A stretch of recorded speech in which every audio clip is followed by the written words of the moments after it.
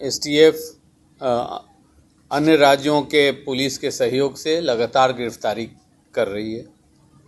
इस वर्ष अभी तक बिहार राज्य से बाहर बिहार में वांछित अपराधी 64 गिरफ्तार किए गए हैं।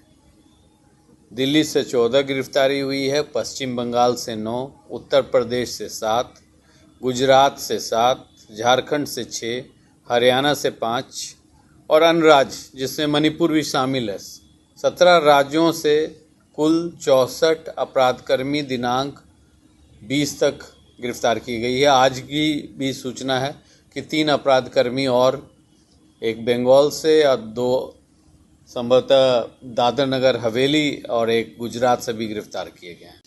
मुठभेड़ पिछले वर्ष एसटीएफ के जवानों द्वारा ने जिसमें भाग लिया था 8 थे। इस बार अब तक 20 तारीख तक 23 मुठभेड़ में एसटीएफ भाग ली है। गिरफ्तारी अपराधकर्मियों की 752। इसके अलावा नक्सलियों की गिरफ्तारी 101। नियमित हथियार भी काफ़ी ज़्यादा तादाद में बरामद की गई है। पिछले वर्ष 19 नियमित हथियार जिसमें AK-47 एक, कार्बाइन एक और 303 जो पुलिस राइफल बोलते हैं एक थी। इस वर्ष अब तक 2 AK-47, 1 INSAS, 1 carbene, 3 SLR, 303 rifle 2 और 315 राइफल 1 बरामद हो चुकी है। इसके अलावा कई नियमित पिस्टल, रिवॉल्वर भी बरामद हुई है। पिछले वर्ष जिंदा कारतूस 3681 एसटीएफ बरामद किया था। इस वर्ष अभी तक 12176 जिंदा कारतूस बरामद हुई। हम नहीं दिखा रहे हैं कि कितने अर्धनिर्मित एवं अनियमित मतलब कंट्री मेड हथियार बरामद की गई है, उसकी संख्या काफ़ी ज़्यादा है।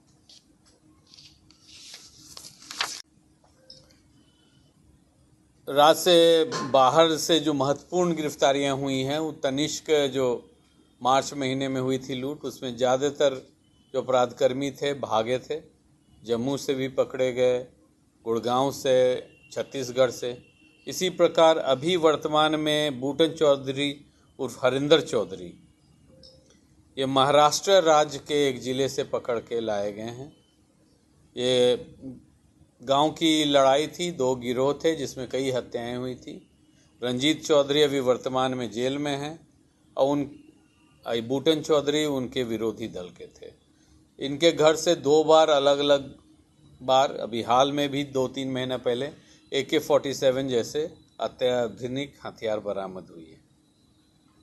इसी प्रकार दिल्ली पुलिस स्पेशल सेल के मदद से सुबोध सिंह गैंग के एक इनामी कुख्यात विकास कुमार उर्फ जॉन राइट जो वैशाली जिला का था, उसे दिल्ली के पहाड़गंज के से गिरफ्तार की गई।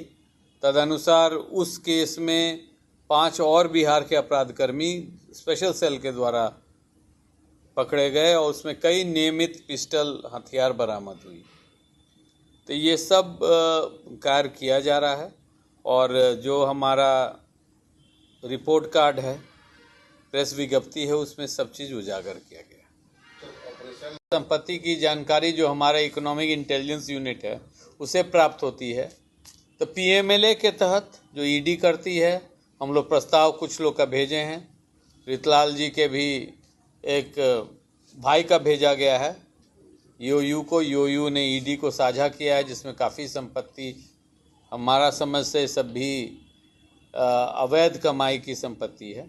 इसी प्रकार UAPA में टेररिस्ट फंडिंग रोकने के लिए उपयुक्त धाराएं जिससे संपत्ति हम लोग को जो मालूम होता है तो हम उसमें भी प्रस्ताव देते हैं। हम लोग जिला पुलिस को मदद करते हैं। हमारा नारकोटिक सेल है, वो भी ये कार्य कर रहा है कि जो ड्रग्स जैसे अफीम, गांजा और अन्य सामानों का खरीद बिक्री कर रहे हैं बड़े पैमाने पर, अगर उनको और कोई आय का स्रोत नहीं है, वो भूखंड, गाड़ी, वाहन इकट्ठा किए हैं, तो उन पर भी हम लोग डिटेल्स कलेक्ट करके यूयू को साझा कर रहे हैं। ये पटना पुलिस की केस है। वर्तमान में शेरू जो पहले पुरुलिया जेल में संभवतः था, अभी प्रेसिडेंसी जेल कैलकाटा में चला गया है।